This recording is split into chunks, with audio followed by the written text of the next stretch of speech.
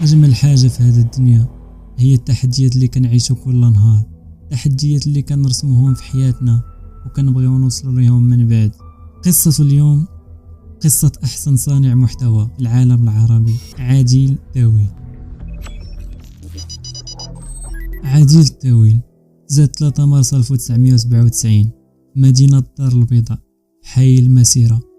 حصل على شهادة البكالوريا ومن بعد دار شعبة الكيمياء، لكن بعد عام تاع القرايه ما عجبوش البلان وقرر يدير التكوين المهني. من بعد عامين حصل على الدبلوم تقني متخصص في التنميه المعلوماتيه.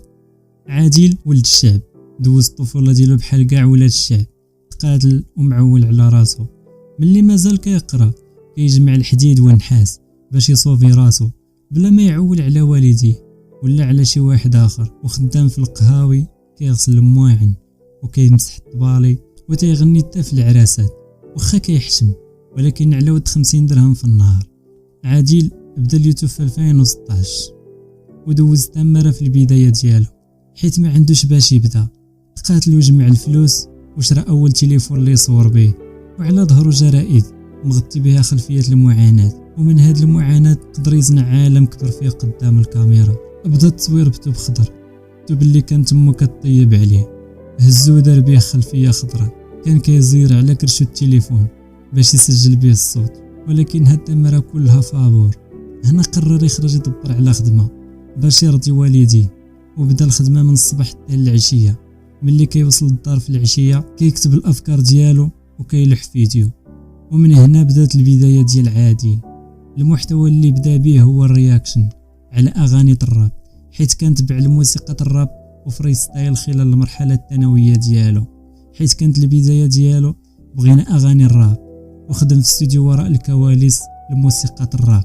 كان المحتوى ديالو متنوع، بدا بالرياكشن واشطاري وموسيقى الزنقه وكيفاش وفوتوشوب واعتبرني خوك وهلوسه ليليه، اللي جمع فيهم بين الترفيه والتحفيز والتعليم والاخبار. حتى جا النهار اللي شارك في المسابقه احسن قناه في المغرب سنه 2018. والفائز معنا بلاشين يوتيوب دو لاني مهدي مخطاط. وكانت هذه المسابقه هي الامل ديالو باش يثبت لوالديه والناس اللي حقروه باللي داكشي اللي كيدير ماشي تخربيق، وكان تصدم باللي ما اختاروش. هنا فشل وحس باللي كاع ديك التماره اللي ضرب ما اعترف بها حتى واحد، ودار كاع جهدو رغم ضعف الامكانيات، لكن رغم الضربه اللي تلقى في المسابقه ما استسلمش. زاد خدم ليل ونهار باش يثبت للناس اللي حقروه باللي غالطين، واخا هكاك هاد التماره كلها ما مشاتش في الخوا، ولا كيدير اشهارات مع شركات عالميه، وجاتو الفرصه يكون الوجه الاعلامي للشركه ديال الهاتف اللي كان كيجمع الفلوس يشريه. وفي سنه 2020 شارك في برنامج صادم، اكبر مسابقه صانع محتوى في العالم العربي. هذه المسابقه اللي اعتبرها عادل بتحدي ضد نفسه ماشي ضد المشتركين في المسابقه. عادل بذل مجهود كبير وطور من راسه والمحتوى ديالو، وفاز باحسن صانع محتوى في العالم العربي. بطل الموسم الثالث من سديم هو عادل.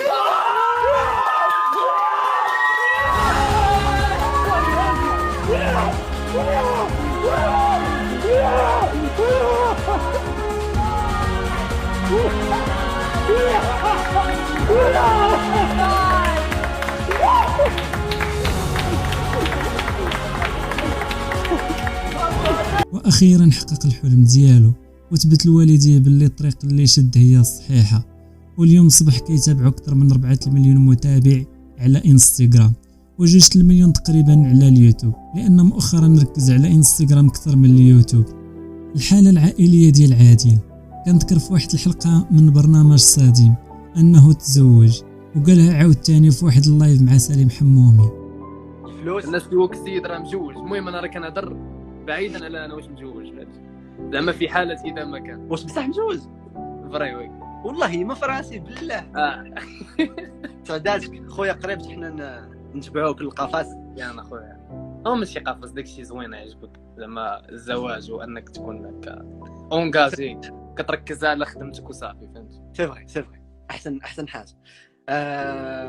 والاسم ديال خطيبته هي حسناء، لكن من بعد وقعت ليه واحد الحادثه سنه 2020 ولا كيخبي هاد القصه ديال الزواج، حيت كل مره كيسولو في شي برنامج ما كيبغيش يجاوب.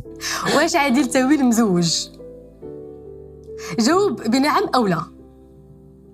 كنفضل جواب كيف ما جاوبته بالضبط. لا حيت هذا الجواب راه ماشي جواب، عطيني جواب. واش عادل تاويل مزوج او لا؟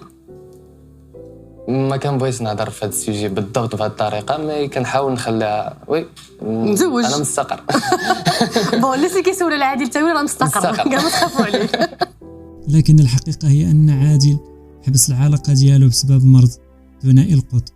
هذا المرض هذا كيرجع الانسان كيكون فيه بزاف ديال الشخصيات، وكل مره كيفاش كيتعايش مع المجتمع والمحيط اللي داير به. كما قال ما بغاش يعذب مع شي بنت الناس واتخذ قرار حاليا ما يتزوج، واخا كان الحلم ديالو يكون اب.